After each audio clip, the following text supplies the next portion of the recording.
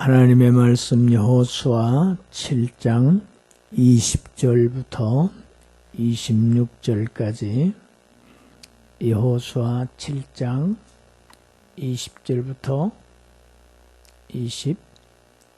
26절까지 우리가 함께 읽습니다. 아간이 여호수아에게 대답하여 이르되 참으로 나는 이스라엘의 하나님 여호와께 범죄하여 이러이러하게 행하였나이다. 내가 노력한 물건 중에 시날산의 아름다운 외투 한 벌과 은 200세겔과 그 무게가 50세겔 되는 금덩이 하나를 보고 탐내어 가졌나이다. 보소서 이제 그 물건들을 내 장막 가운데 땅속에 감추었는데 은은 그 밑에 있나이다 하더라. 이에 여호수아가 사자들을 보내매 그의 장막에 달려가 본즉 물건이 그의 장막 안에 감추어져 있는데 은은 그 밑에 있는지라. 그들이 그것을 장막 가운데서 취하여 여호수아와 이스라엘 모든 자손에게 가지고 오매 그들이 그것을 여호와 앞에 쏟아놓으니라. 여호수아가 이스라엘 모든 사람과 더불어 세라의 아들 아간을 잡고 그 은과 그 외투와 그 금덩이와 그의 아들들과 그의 딸들과 그의 소들과 그의 나귀들과 그의 양들과 그의 장막과 그에게 속한 모든 것을 이끌고 아골 골짜기로 가서 여호수아가 이르되 내가 어찌하여 우리를 괴롭게 하였느냐. 여호와께서 오늘 너를 괴롭게 하시리라 하니 온 이스라엘이 그를 돌로 치고 물건들도 돌로 치고 불사르고 그 위에 돌무더기를 크게 쌓았더니 오늘까지 있더라. 여호와께서 그의 맹렬한 진노를 그치시니 그러므로 그곳 이름을 오늘까지 아골골짜기라 부르더라. 아멘.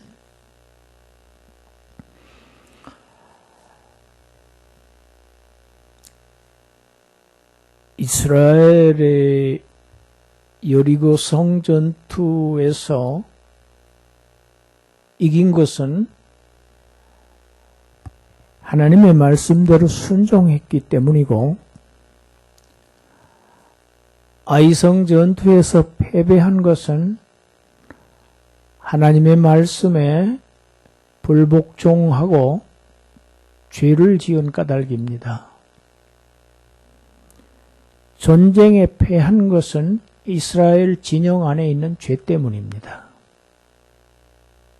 이 죄의 문제가 해결되기 전에는 앞으로 있을 이스라엘의 모든 전쟁에서 어떠한 적과의 싸움에서도 패할 수밖에 없음을 보여줍니다. 그래서 하나님께서는 명하십니다. 그 죄를 해결할 수 있는 방법을 너희는 스스로를 성결하게 하라. 이기는 길은 거룩입니다. 왜냐하면 거룩하신 하나님이 싸우시기 때문에 그의 백성들이 그 하나님의 속성을 지녀서 거룩한 백성으로 살아가지 아니하면 지게 되어 있습니다. 여호수아가 아침에 일찍 일어나서 백성들을 모이게 합니다. 모두 소집한 다음에 이제 죄인을 찾아냅니다. 그런데 그 방법이 제비뽑기입니다. 아마 항아리에서 범죄자를 표시한 토기 조각을 꺼내는 그러한 방식이었을 것으로 보입니다.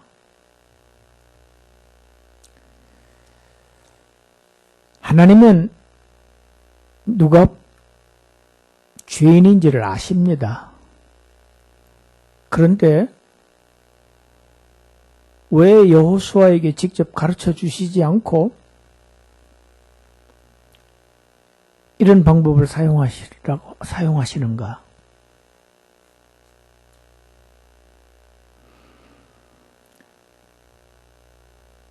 보여주시는 거지요. 전 백성 앞에서 하나님의 명령을 어긴 죄가 얼마나 심각한 것인지를 굉장히 사실적으로 아주 드라마틱하게 보여주심으로 인해서 하나님의 명을 어기는 죄가 아주 죄의 그 심각성을 마음속 깊이 다들 각인시키기 위한 그러한 방식입니다. 구약대의 방식이죠. 모든 백성이 이제 죄인을 찾아내는 작업을 하는데 얼마나 무거운 침묵이 흐르겠습니까? 아주 긴장감 속에서 죄인을 색출하는 이러한 과정이 진행됩니다. 12지파의 대표들을 나오게 했는데 그 중에서 가장 숫자가 많고 큰 유다지파가 뽑힙니다. 11지파는 휴 하고 안도의 한숨을 내쉬었겠지만 유다지파에 속한 그 많은 백성들은 더욱더 긴장하겠지요. 유다지파를 다 나오게 했습니다. 그래서 또 뽑습니다. 세라 족속이 뽑힙니다.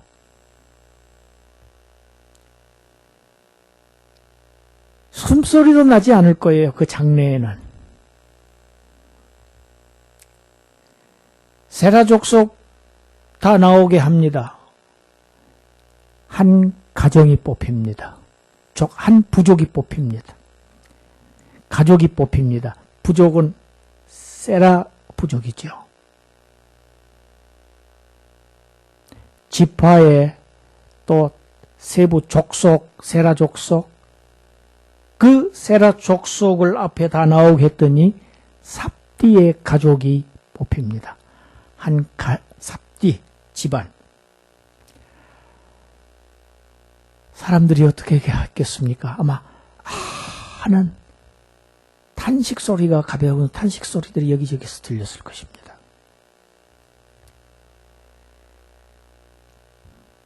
마지막으로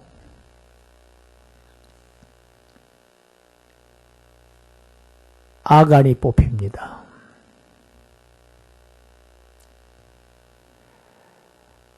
숨막히는 이러한 시간이 아주 상당히 많이 걸리는 이러한 방법을 택한 것은 하나님의 명을 어긴 죄의 심각성을 아주 또렷하게 각인시키기 위한 방법인 동시에 이런 오랜 시간이 흐름을 통해서 죄인으로 하여금 회개하고 자백할 시간적인 여유를 주는 것입니다.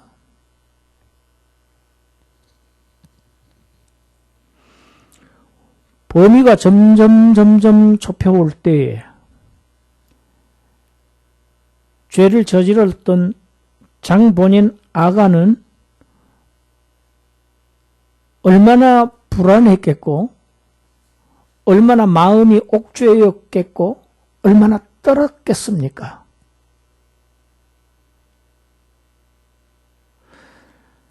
상당한 그 시간 동안에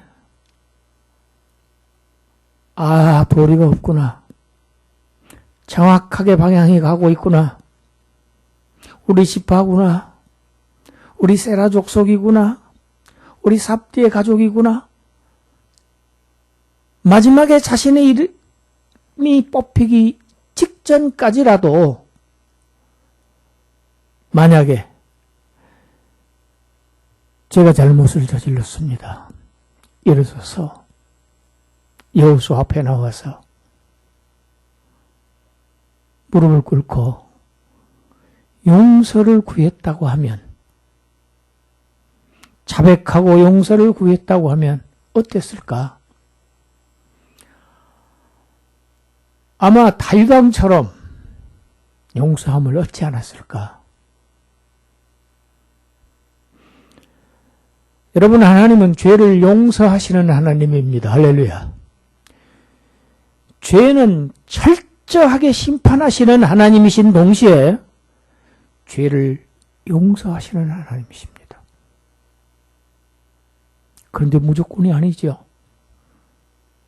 죄를 시인하고 고하고 정말 그 죄를 슬퍼하고 마음 아파하는 사람.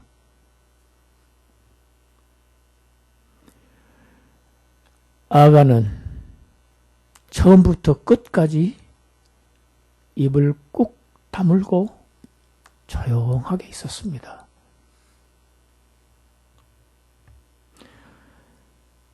잠언 16장에 보면 이런 말씀이 있어요. 잠언 16장 33절입니다. 읽습니다. 제비는 사람이 뽑지만 모든 일을 작정하는 것은 여호와시다. 하나님의 섭리대로 된다는 얘기입니다.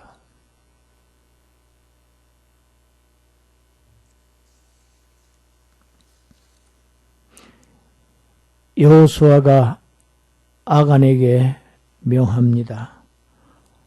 하나님 앞에 영광을 돌리고 자복하고 내가 행한 일을 내게 고하라. 숨기지 말아라. 아간이 죄를 고백합니다. 비로소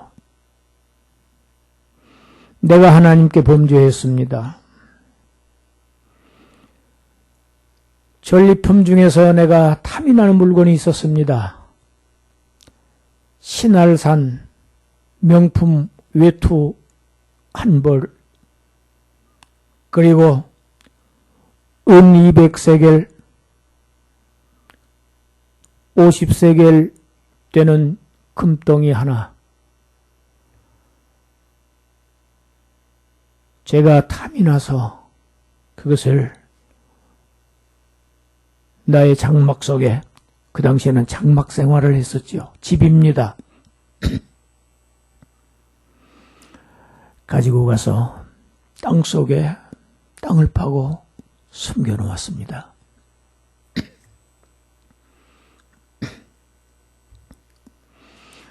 아간은 하나님께 범죄했습니다. 맞는 얘기입니다.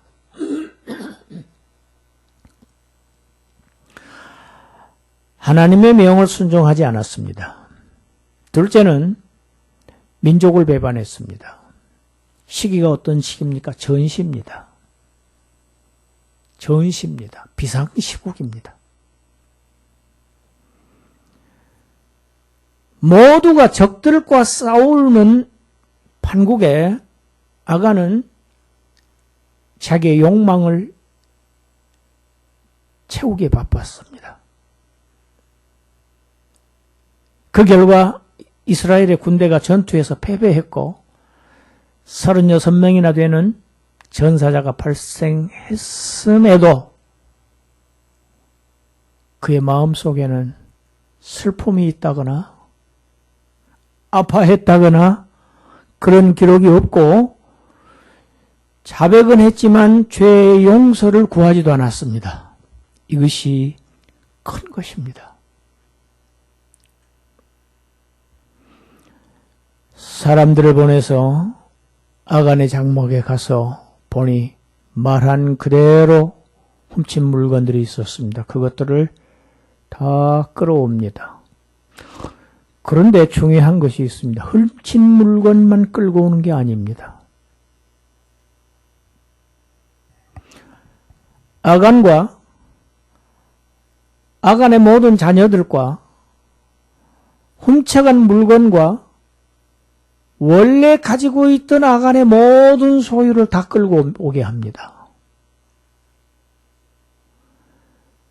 그것을 이스라엘 백성 앞에 던져놓고 다시 그것을 여호와의 궤 앞으로 옮깁니다. 하나님께 보인다는 이야기입니다. 그리고 나서 이 모든 것들을 돌로 칩니다.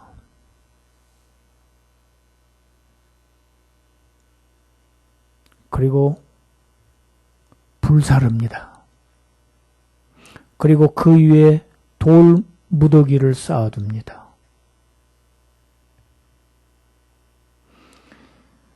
그 골짜기 이름이 우리가 찬송 부르죠.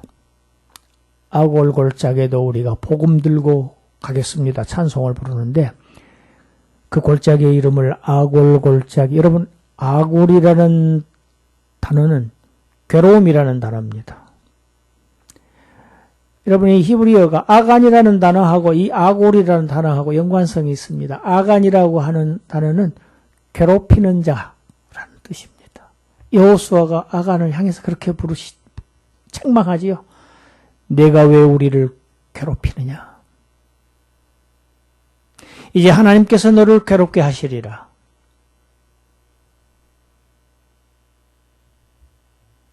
괴로움의 골짜기가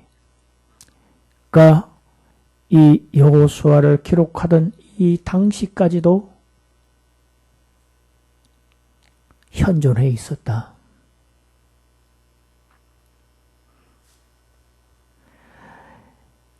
특이한 점이 있습니다.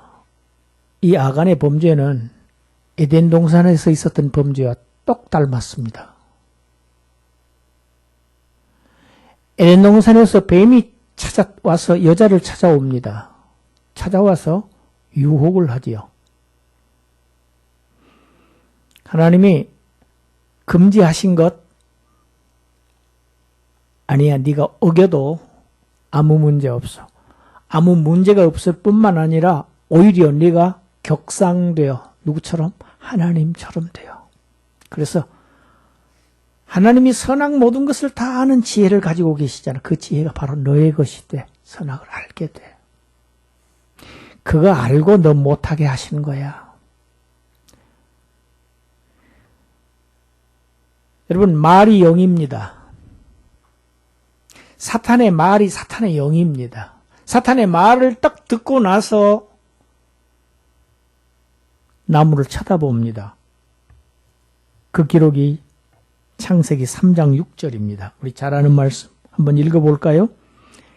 여자가 그 나무를 본즉 먹음직도 하고 보암직도 하고 지혜롭게 할 만큼 탐스럽기도 한 나무인지라. 여자가 그 열매를 따먹고 자기와 함께 있는 남편에게도 주매 그도 먹은지라. 이 과정이 그렇습니다. 이 이브의 이 범죄하는 과정이 첫째 보았습니다. 보니까 탐심이 생겼죠. 탐욕이 생겼습니다.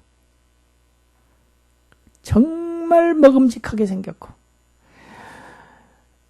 여러분, 왜 요즘에 그렇게 먹방 프로가 많은지 모르겠어요. TV에서 먹방 프로를 하면 하는 것마다 다 먹고 싶더라고요. 왜 그럴까요? 보여주니까, 보니까.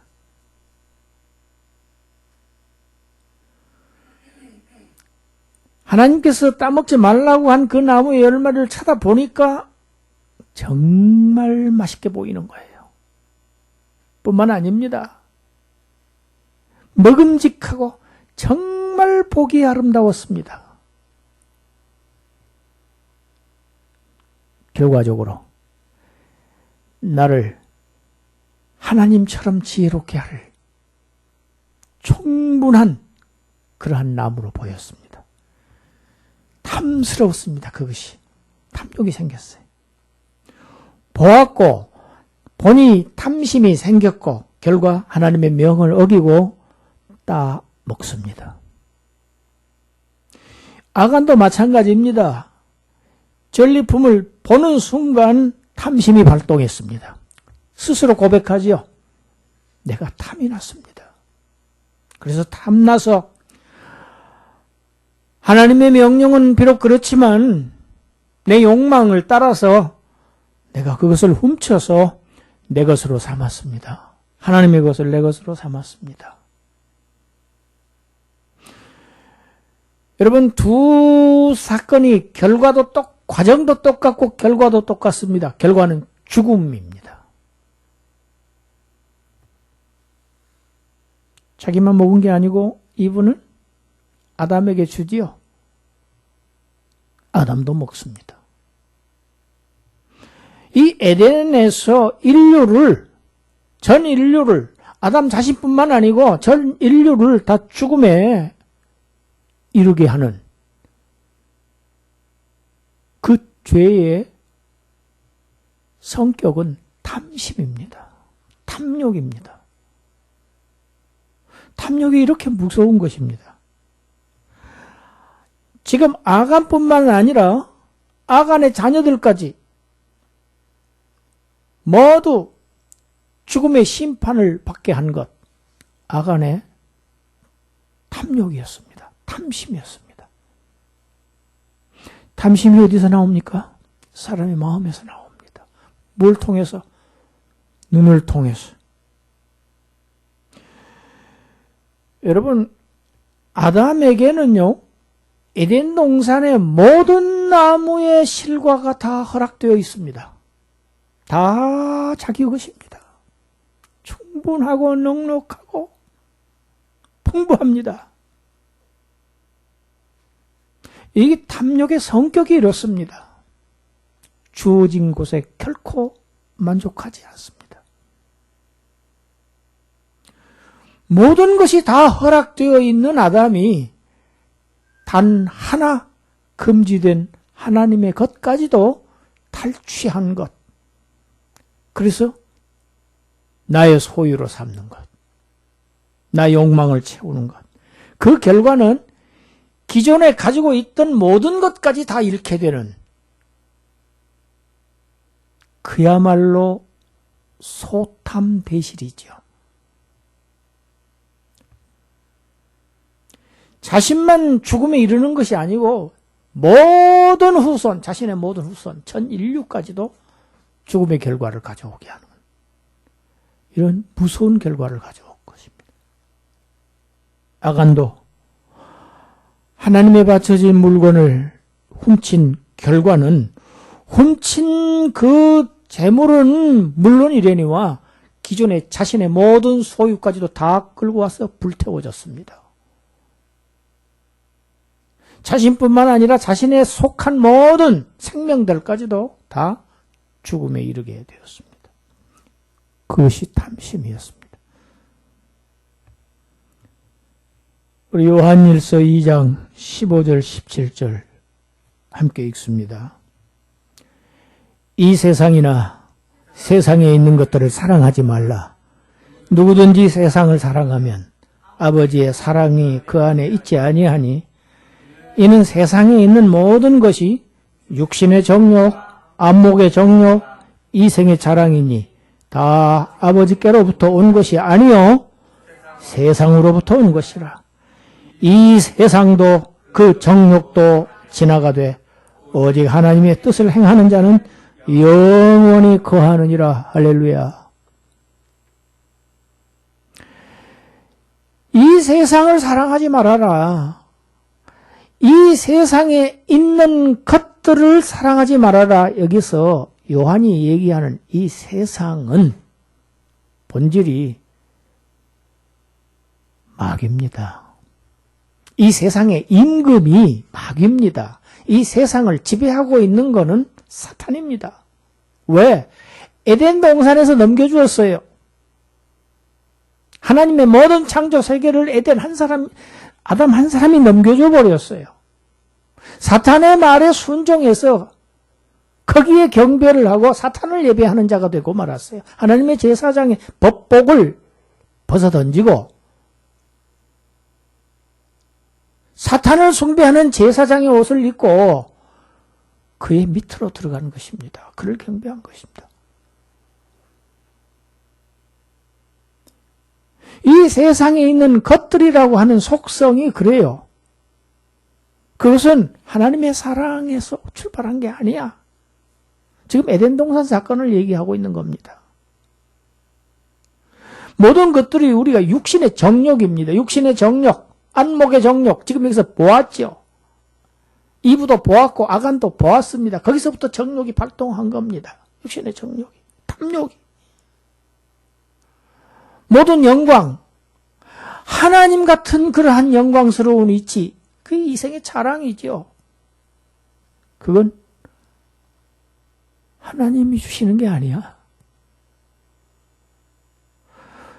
사탄이 속삭인 것이야. 그 거짓의 아비, 거짓의 원조, 사기꾼.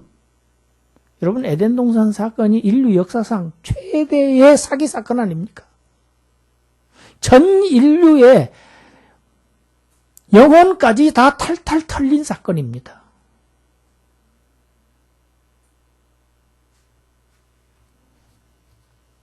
이 세상 지나간다. 정욕도 지나간다. 영원한 것 한 가지밖에 없어. 하나님의 뜻을 행하는 자는 그와 함께 영원히 산다. 할렐루야. 뭘 취할래?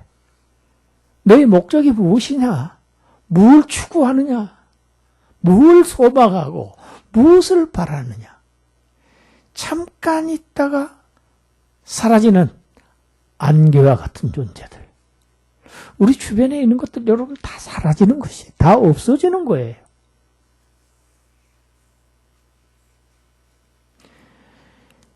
탐심은 자기가 스스로 판 웅덩이라고 성경이 기록하고 있어요. 다른 사람이 판 게 아니에요. 자기가 판 웅덩이, 거기에 자기가 황폐하게 되고 자기가 빠져 죽는 거예요. 여러분, 이게 시편 9편에 있어요. 읽어봐요. 시편 9편 15절 시작. 그들은 자기가 판 웅덩이에 빠지며 자기가 숨긴 그물에 자기 발이 걸렸도다. 주여. 자기가 웅덩이에 빠져놓고 파놓고 자기가 그물을 잡았어요. 다른 어떤 귀한 것을 얻기 위해서 그물을 쳤을 것입니다. 그런데 그게 잡힌 게 아니고요. 사실은 자기가 잡힌 거예요.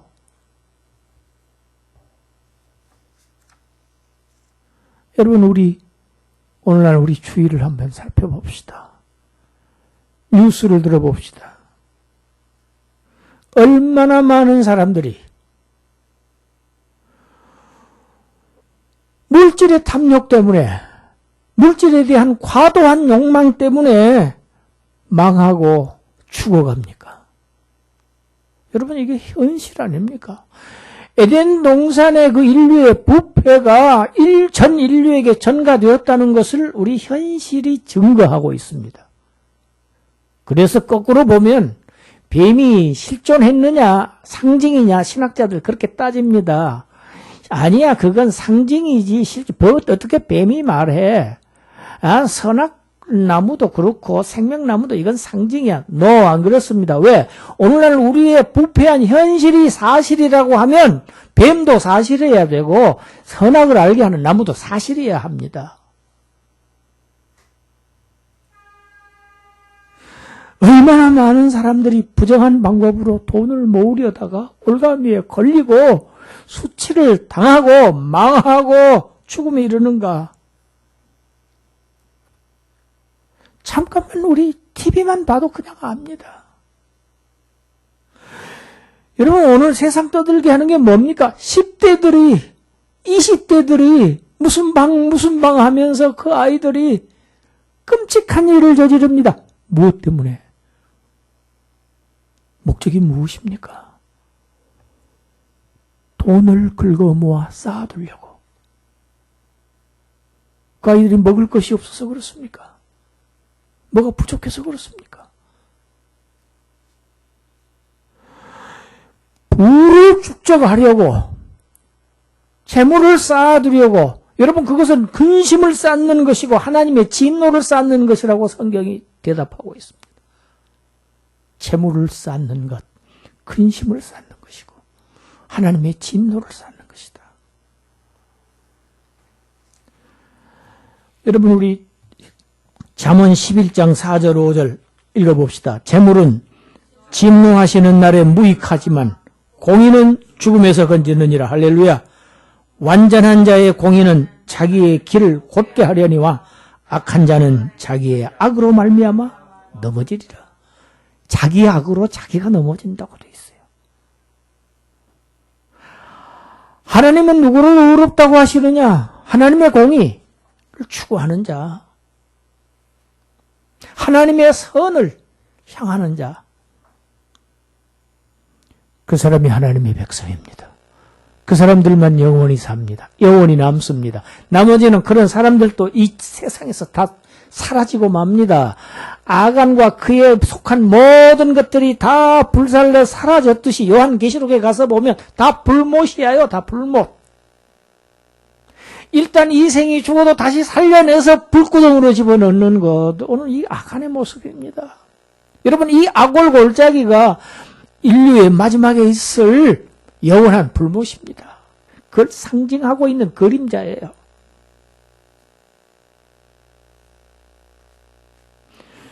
여러분, 앞으로 우리가 이 여호수아서를 쭉 공부해 보면 알 수 있습니다. 하나님께서 약속하신 이 복지를 소유하는 과정에서 이스라엘 백성에게 얼마나 많은 장애가 발생하는지 알 수가 없어요. 그런데 그 장애 대부분은 물질에 대한 탐욕이었습니다.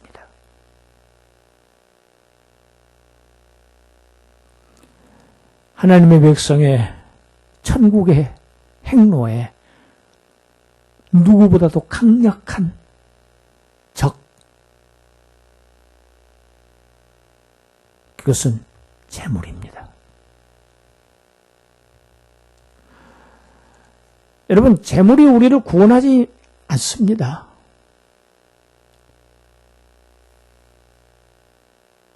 하나님께서 진노하시는 날에, 심판의 날에 물질이 우리의 생명을 구원해 주지 못해요.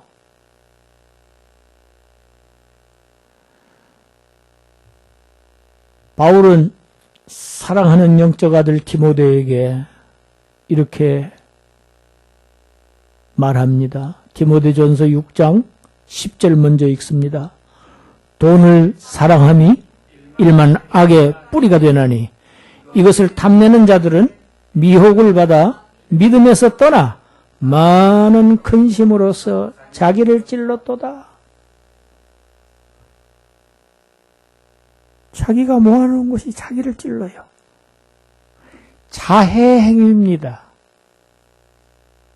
17절부터 19절까지 읽습니다. 내가 이 세대에서 부한 자들을 명하여 마음을 높이지 말고 정함이 없는 재물에 소망을 두지 말고 오직 우리에게 모든 것을 후히 주사 누리게 하시는 하나님께 두며 선을 행하고 선한 사업을 많이 하고 나누어 주기를 좋아하며 너그러운 자가 되게 하라. 이것이 장래에 자기를 위하여 좋은 터를 쌓아 참된 생명을 취하는 것이니라. 아멘. 여러분, 17절이 참 의미심장합니다. 하나님은 우리에게 모든 것을 후히 주시고 주시는 것뿐만이 아니고 누리게 하신다. 여러분, 주신 것을 누리지 못하는 사람들이 또 있어요. 하나님 주신 복을 받아야 되지요. 그러나 누릴 수 있는 복을 또 받아야 됩니다. 여러분, 많이 가지고도 저주를 받는 사람 많습니다. 하나님은 비록 의인의 소득은 악인의 소득보다 작을지라도 훨씬 더 값지다고 성경은 증언하고 있습니다. 불의한 소득, 다른 사람을 괴롭게 하고 힘들게 하고 해서 착취한 소득보다 순수하게 내가 열심히 일해서 받는, 직장에서 받는 소득, 열심히 땀 흘리고 일해서 얻는 소득, 그 적은 비록 적지만 훨씬 더 큰 것이다.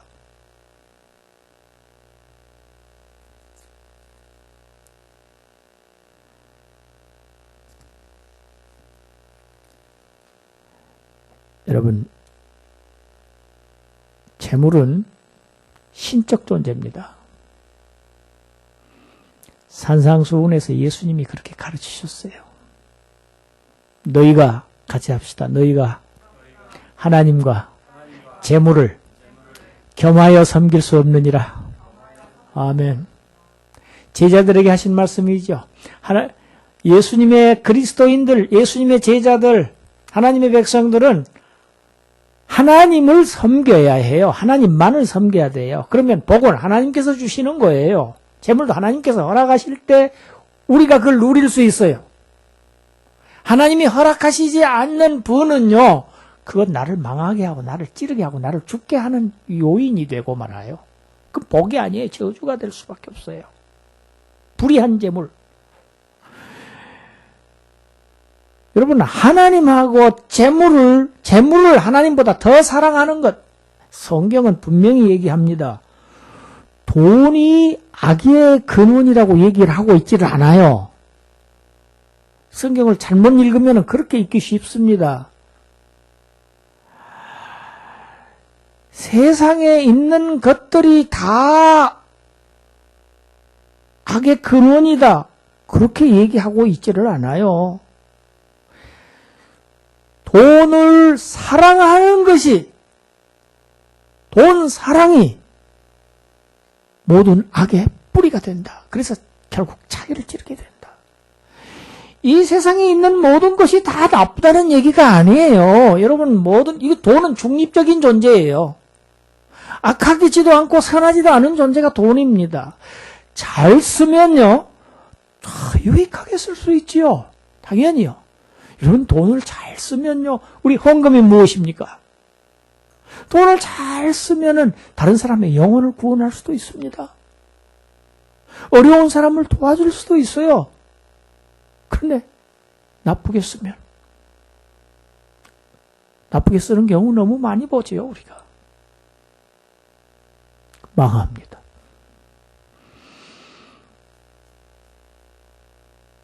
하나님을 사랑하고 하나님 위에 재물을 두어서는 안 됩니다. 이것이 우상숭배입니다. 골로새서의 우상숭배. 탐심은 우상숭배니라. 돈이 우상숭배라고 하지 않고 탐심이 우상숭배니라.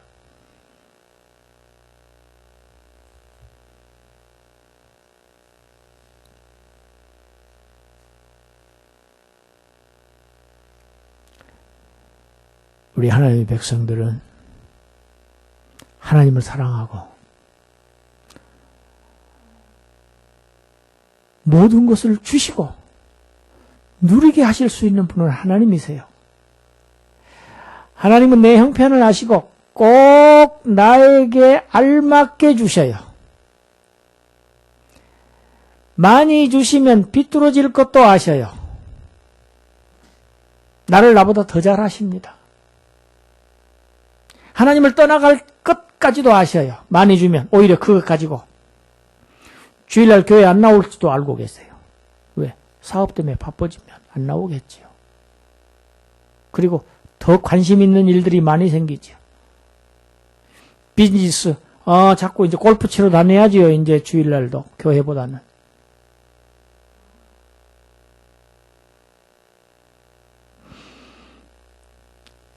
하나님 사랑하고 소망을 하나님께 두고 하나님의 말씀에 순종해서 하나님께서 복의 근원, 생명의 근원이신 그 하나님으로부터 모든 축복을 받아서 누리는, 받기만 하는 게 아니고 받아서 누릴 그러한 저와 여러분들이 되시기를 주님의 이름으로 축원합니다. 기도합니다. 하나님 감사합니다.